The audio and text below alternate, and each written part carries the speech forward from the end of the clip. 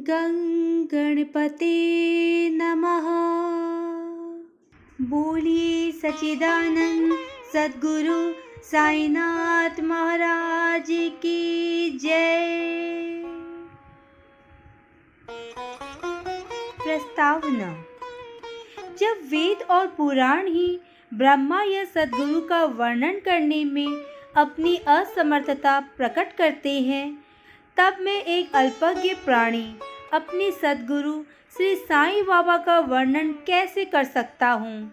मेरा स्वयं का तो ये पतन है कि इस विषय में मौन धारण करना ही अति उत्तम है। सच पूछा जाए तो मूक रहना ही सद्गुरु की बिमल पाताका रूपी विरुदावली का उत्तम प्रकार से वर्णन करना है। परंतु उनमें से जो उत्तम गुण है वह हमें मूक कहाँ रहने देते हैं। यदि स्वादिष्ट भोजन बने और मित्र तथा संबंधी आदि साथ बैठकर ना खाएंगे तो वह नीरस सा प्रतीत होता है, और जब वही भोजन सब एक साथ बैठकर खाते हैं तब उसमें एक विशेष प्रकार की सुस्वादुता आ जाती है।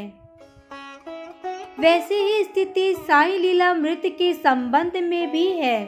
इसका एकांत में रसास्वादन कभी नहीं हो सकता। यदि मित्र और पारिवारिक जन सभी मिलकर इसका रस लें तो और अधिक आनंद आ जाता है। श्री साईं बाबा स्वयं ही अंत प्रेरणा कर अपनी इच्छा अनुसार ही इन कथाओं को मुझसे वर्णित कर रहे हैं। इसलिए हमारा तो केवल इतना ही कर्तव्य है कि अनन्य भाव से उनके शरणागत होकर उनका ही ध्यान करें। तप साधन, तीर्थ यात्रा, व्रत एवं यज्ञ और दान से हरि भक्ति श्रेष्ठ है और सद्गुरु का ध्यान इन सब में परम श्रेष्ठ है।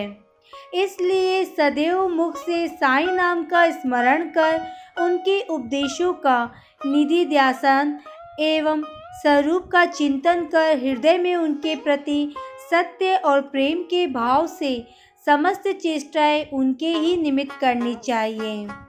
भवबंधन से मुक्त होने का इससे उत्तम साधन और कोई नहीं। यदि हम उपयुक्त विधि से कर्म करते जाएं तो साईं को विवश होकर हमारी सहायता कर हमें मुक्ति प्रदान करनी ही पड़ेगी। अब इस अध्याय की कथा का श्रवण करें। हरि कानोबा।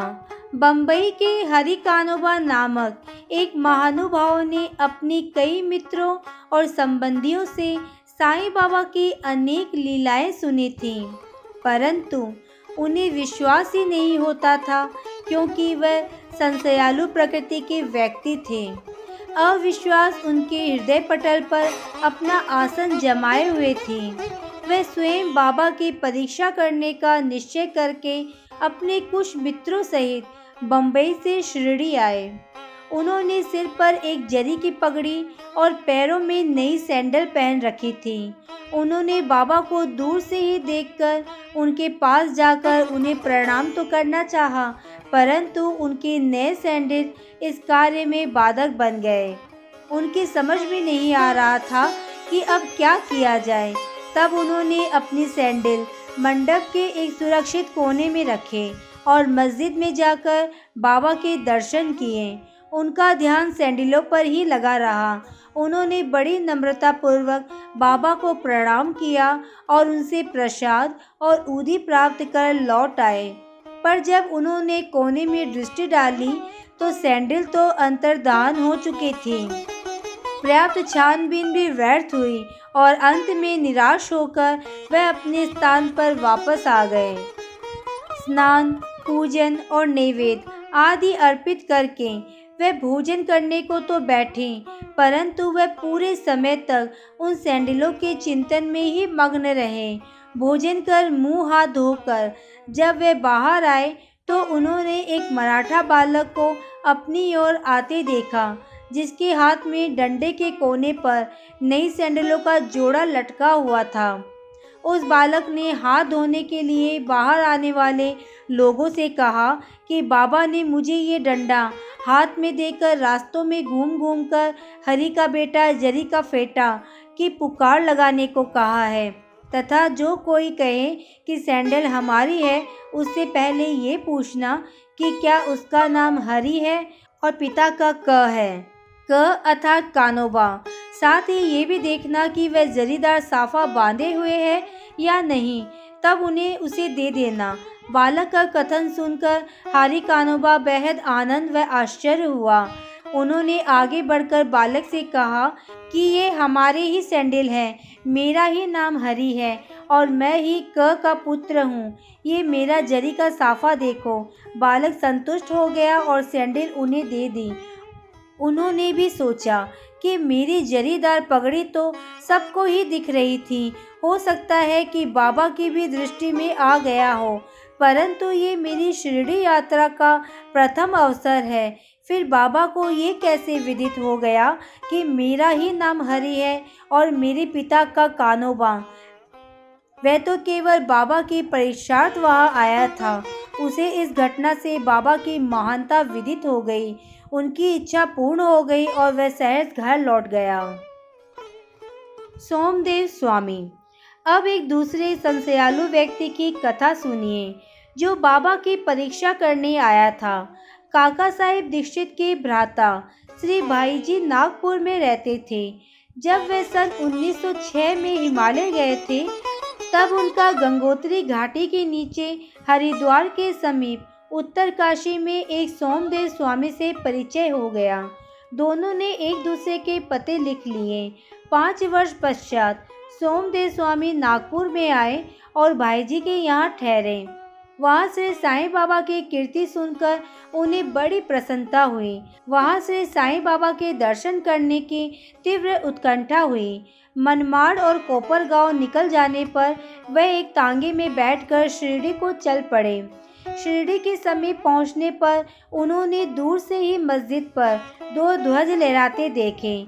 सामान्यतः देखने में आता है कि भिन्न भिन्न संतों का वर्ताव, रहन सहन और बाह्य सामग्रियां प्राय भिन्न प्रकार की रहा करती है, परंतु केवल इन वस्तुओं से ही संतों की योग्यता का आकलन कर लेना बड़ी भूल है। सोमदेव स्वामी कुछ भिन्न प्रकृति के थे। उन्होंने जैसे ही ध्वजों को लहराते देखा तो वे सोचने लगे कि बाबा संत होकर इन ध्वजों में इतनी दिलचस्पी क्यों रखते हैं। क्या इससे उनका संतपन प्रकट होता है? ऐसा प्रतीत होता है कि ये संत अपनी कीर्ति का इच्छुक है। अतएव उन्होंने शिरडी जाने का विचार त्याग कर अपने सहयात्रियों से कहा कि मैं तो वापस लौटना चाहता हूँ। तब वह लोग कहने लगे कि फिर व्यर्थ ही इतनी दूर क्यों आए? अभी केवल ध्वजों को देखकर तुम इतने उद्विग्न हो उठे हो, तो जब शिरडी में रथ, पालकी, घोड़ा और अन्य सामग्रियां देखोगे तब तुम्हारी क्या दशा होगी। स्वामी को अब और भी अधिक घबराहट होने लगी और उसने कहा, मैंने अनेक साधु संतों के दर्शन किए हैं, परंतु ये संत कोई बिरला ही है जो इस प्रकार ऐश्वर्य की वस्तुएं संग्रह कर रहा है। ऐसे साधु के दर्शन न करना ही उत्तम है। ऐसा कहकर वे वापस लौटने लगे। तीर्थयात्रियों के प्रतिरोध करते हुए उन्हें आगे बढ़ने की सलाह दी और समझाया कि तुम ये संकुचित मनोवृत्ति छोड़ दो। मस्जिद में जो साधु है वह इन ध्वजाओं और अन्य सामग्रियों या अपनी कीर्ति का स्वप्न में भी सोच विचार नहीं करते। ये सब तो उनके भक्तगण प्रेम और भक्ति के कारण ही उनको भेंट किया करते हैं। अंत में वह शिरडी जाकर बाबा के दर्शन करने को तैयार हो गए। मस्जिद के मंडप में पहुंचकर तो वह द्रवित हो गए। उनकी आंखों से अश्रुधारा बहने लगी और कंठ रुध गया। अब उनके सब दूषित विचार हवा हो गए और उन्हें अपने गुरु के शब्दों की स्मृति हो आई कि मन जहाँ अति प्रसन्न हो, आकर्षित हो जाए, उसी स्थान को ही अपना विश्राम धाम समझना। वह बाबा की चरण रज से लौटना चाहते थे, परंतु वह उनके समीप गए तो बाबा एकदम क्रोधित होकर जोर जोर से चिल्लाकर कहने लगे कि हमारा सामान हमारे ही साथ रहने दो, तुम अपने घर वापस लौट जाओ। सावधान, यदि फिर कभी मस्जिद की सीढ़ी चढ़े तो। ऐसे संत के दर्शन ही क्यों करने चाहिए जो मस्जिद पर ध्वजाएं लगाकर रखें? क्या ये संतपन के लक्षण हैं? एक क्षण भी यहाँ ना रुको। अब उसे अनुभव हो गया कि बाबा ने अपने हृदय की बात जान ली और वह कितने सर्वज्ञ है। उसे अपनी योग्यता पर हंसी आने लगी तथा उसे पता चला कि बाबा कितने निर्विकार और पवित्र हैं। उसने देखा कि वे किसी को हृदय से लगाते, किसी को हाथ से स्पर्श करते तथा किसी को सांत्वना देकर प्रेम दृष्टि से निहारते हैं, किसी को उदी प्रसाद देकर सभी प्रकार से भक्तों को सुख और संतोष पहुंचा रहे हैं। तब मेरे साथ ऐसा बर्ताव क्यों? अधिक विचार करने पर वह इसी निष्कर्ष पर पहुँचे कि इसका कारण मेरे आंतरिक विचार ही थे और इससे शिक्षा ग्रहण कर मुझे अपना आचरण सुधारना चाहिए। बाबा का क्रोध तो मेरे लिए वरदान स्वरूप है। अब ये कहना व्यर्थ ही होगा कि वे बाबा की शरण में आ गए हैं और उनके एक परम भक्त बन गए हैं। नाना साहेब चांदोरकर। अंत में नाना साहेब चांदोरकर की कथा लिखकर हेमाड पंत ने ये अध्याय समाप्त किया।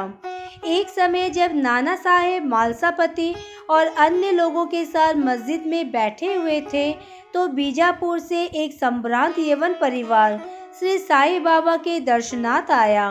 कुलवंतियों की लाज रक्षण भावना देखकर नाना साहेब वहां से निकल जाना चाहते थे, परंतु बाबा ने उन्हें रोक लिया।